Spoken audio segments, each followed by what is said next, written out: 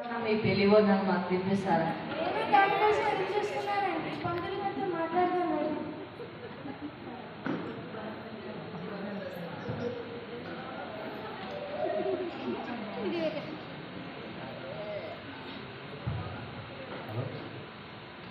సుబ్బారావు గారు, ఉసుక నుంచి నూనె తీయవచ్చేమో కానీ ఈ పెళ్లి చేయడం నాకు చాలా కష్టం ఉందండి.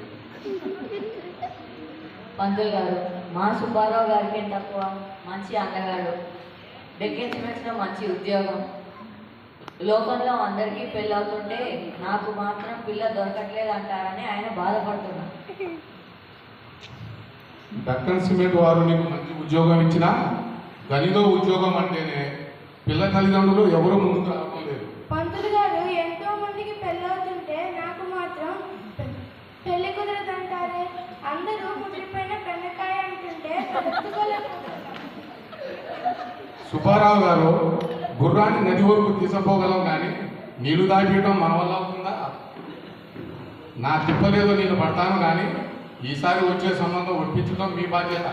పంతులు గారు, గనిలో పర్యావరణ పరిరక్షణ గురించి మేము చేసే పనుల గురించి తెలియక అలా మాట్లాడుతున్నారే కానీ ఒక్కసారి తెలుసుకుంటే బంగారం లాంటి అల్లుని వదులుకున్నందుకు వీళ్ళంతా చాలా బాధపడతారు.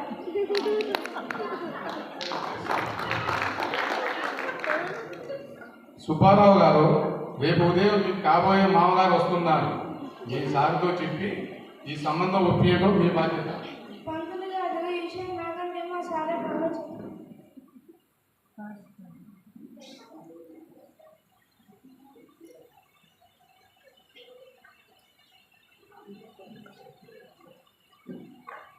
పంతులు గారు, కన్నీలో పనిచేసే వాళ్ళకి పిల్లల్ని వాళ్ళంటేనే భయం అవుతుంది.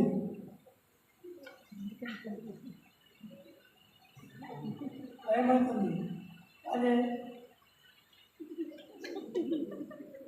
సరే కాంతయ్య గారు, ఒకసారి మీ కళ్ళారా మైండ్స్కి వెళ్ళి చూస్తేనే కానీ మీ సందేహాలన్నీ తీరేటట్టు లేవు.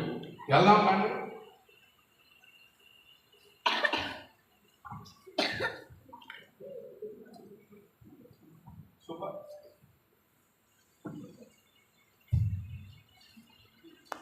సుబ్బారావు గారు, మేము వచ్చాము. నమస్కారం. సుబ్బారావు, ఎవరయ్యా వీళ్ళు? సార్, ఇంతకుముందు మీకు చెప్పండి కదా సార్, వారే నీకు పిల్లనిచ్చే మామ సందేహాలు నేను తీరుస్తాను కానీ మనం పదండి ఒకసారి గన్లో చూసొద్దాం. కాంతయ్య గారు, సార్ వచ్చారు. మీ డౌట్లన్నీ క్లియర్ చేసుకోండి. గనిలో పనిచేసే వాళ్ళకి పిల్లల వాళ్ళంటేనే భయం అవుతుంది. ఈ దుమ్ము ధూళి ఎలా భరిస్తున్నారేమో. ఈ గుండె ఊపిరితిత్తులు రోగాలు వచ్చే అవకాశం ఉంది కదా. కాంతయ్య గారు, మీరు పొరపడుతున్నారు. మేము చేసే పనుల వల్ల వాతావరణ కాలుష్యం జరగకుండా డ్రిల్లింగ్ చేసేటప్పుడు వెట్ డ్రిల్లింగ్, లోడింగ్ చేసేటప్పుడు వాటర్తో తడిపి లోడింగ్ చేస్తాం. రోడ్డుపై దుమ్ము ధూళి కనపడకుండా వాటర్ ట్యాంకర్తో తడుపుతాం. అందువల్ల దుమ్ము ధూళి వచ్చే అవకాశమే లేదు. ఫ్యాక్టరీ గేట్ వద్ద ఏర్పాటు చేసిన డిజిటల్ బోర్డులో దుమ్ము ధూళికి సంబంధించిన పూర్తి వివరాలు మీరు తెలుసుకోవచ్చు. మా ఊళ్ళో నీటికి కటకట.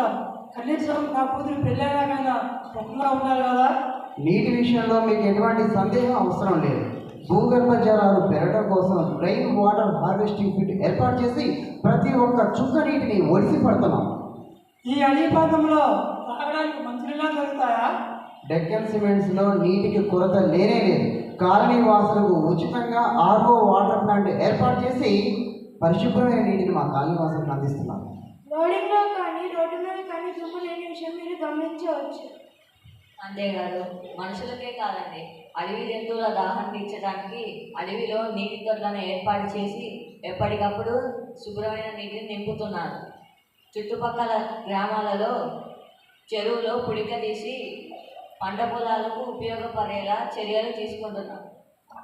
కంపెనీ యాజమాన్యం స్వచ్ఛ భారత్లో భాగంగా బహిరంగ మల విసర్జనను అరికట్టడానికి చుట్టుప్రక్కల గ్రామాల్లో ఎన్నో టాయిలెట్లను ఏర్పాటు చేశారు.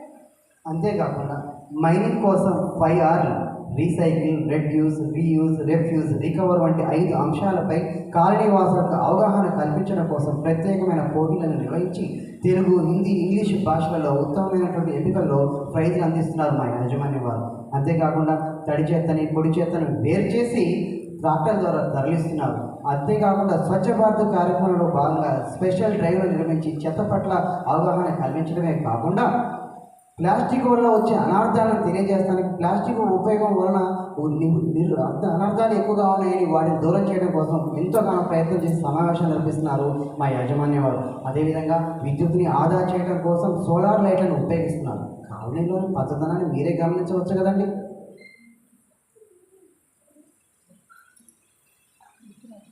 గదిలో వాతావరణం గురించి నాకు ఎటువంటి సందేశాలు నా డౌట్ అని క్లియర్ అయ్యాయి.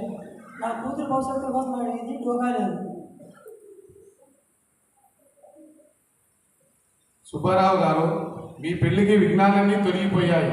శీఘ్రమేమో కళ్యాణ ప్రాప్తి వస్తుంది. ఈ శుభ సందర్భంగా మన గనుల పర్యావరణ మహోత్సవ భాగంగా మనందరూ ఒక మొక్కను నాటి నీటిని పోతాం. వృక్షో రక్షతి రక్షిత. వృక్షాన్ని మనం రక్షిస్తే ఆ వృక్షాలు మనందరినీ రక్షిస్తాయి. ఈ అవకాశం ఇచ్చిన పెద్దలందరికీ మనస్ఫూర్తిగా ధన్యవాదాలు.